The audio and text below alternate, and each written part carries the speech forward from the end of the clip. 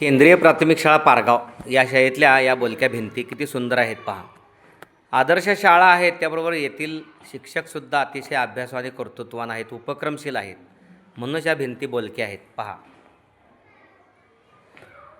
ही छान चित्र काढलेली आहेत, अक्षरलेखन छान आहे.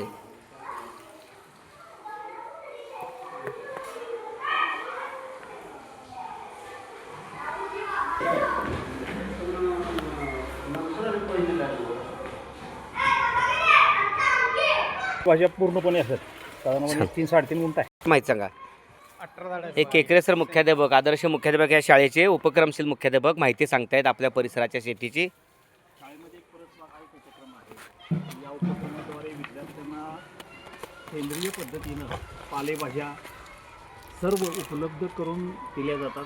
या ठिकाणी पाण्याची व्यवस्था जी आहे ती 100% ठिबक आहे आणि ठिबकद्वारे शेती केली जाते आणि याच्यामध्ये विद्यार्थी, पालक आणि शिक्षकांचा खूप मोठा सहभाग असतो.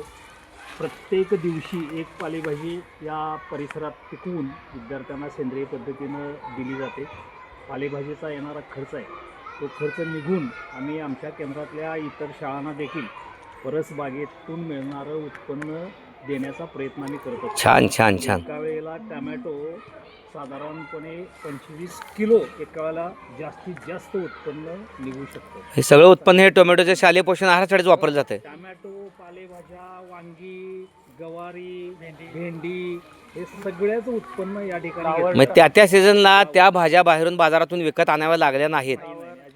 एक्सलंट. छान छान छान सर, उत्तम.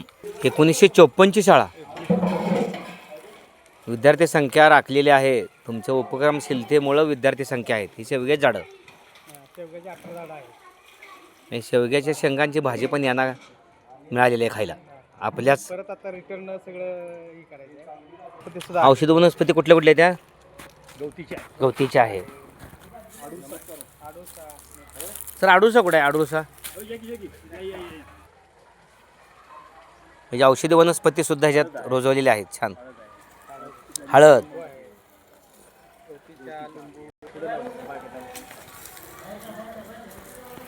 तरी हे प्रकाश पाटील जुलैला रिटायर झाले. शाळेत होते, आज गावचे आहेत.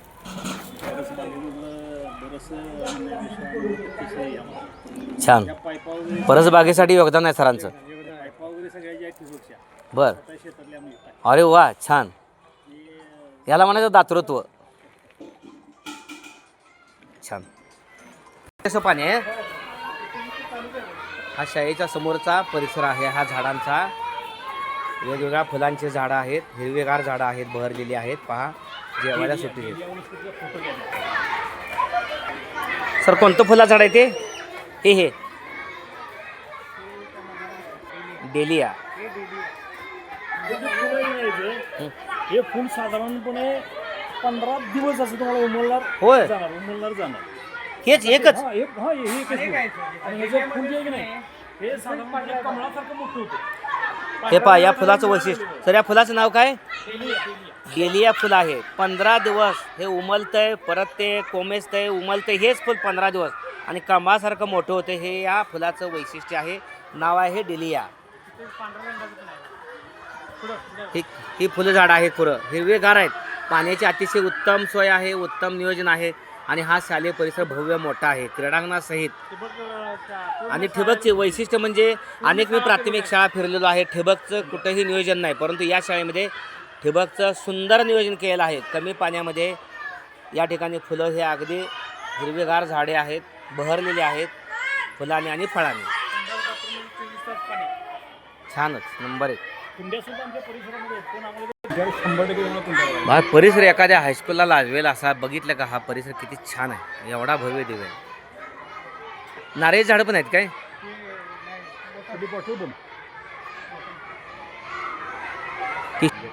गेटला आत यासाठी एकच रस्ता आहे ना? छान. शेजारी हायस्कूल आहे विवेकानंद शिक्षण संस्थेचं आणि स्वयंवर्त योजनेच्या भरपूर या ठिकाणी शाळा आहेत. 40-50 शाळा आहेत आणि 40-50 शाळातून विद्यार्थी संख्या तिकडं न खेचता इकडं या शाळेमध्ये खेचलेली आहे. 4थीचा पट इकडून 1ली ते 7वीचा पट किती आहे? 206 इतका मोठा पट राखण्याचं काम केवळ यांच्या उपक्रमशीलतेमुळे झालेलं आहे. 5वी 6वी 7वी सेमी इंग्लिश आहे. म्हणजे किती तयारीचे शिक्षक आहेत. शाळेला धन्यवाद द्यावेसे तेवढे थोडे. मे महिन्यामध्ये सुट्टी घेतच नाही शिक्षक हे. 1 मे महाराष्ट्र दिन झाल्यानंतर लगेच 5-6 दिवसानंतर लगेच मुलं या ठिकाणी महिनाभर असतात. मला हे कुठेही असं नियोजन पाहायला मिळालं नाही. मे महिन्यामध्ये आपापले काम बघणारे शिक्षक पाहायला मिळाले. विद्यार्थी आपापल्या घरात असतात, परंतु पालकांचं सहकार्य, शिक्षकांचं नियोजन यामुळं मे महिन्यामध्ये सुद्धा या ठिकाणी विद्यार्थी शाळेत असतात आणि शैक्षणिक काम त्यांचं चालू असतं. या शाळेला खरोखरच धन्यवाद आणि त्यांचं कौतुक करावंच तेवढं कमीच आहे. धन्यवाद सर.